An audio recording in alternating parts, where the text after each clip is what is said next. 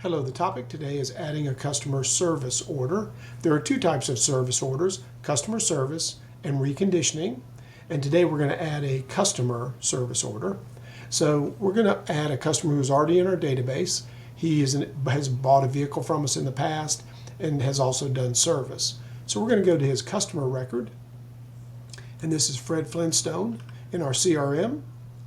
And we have access to all his service history as well as all the vehicles that he's purchased from us in this record. And we can add a service order.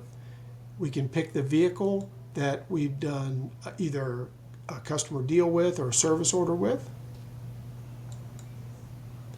And now we can choose the job. And we can add additional jobs if we want to, or we can have those jobs created automatically when we order parts online. I'm going to save that. And now we've created that job.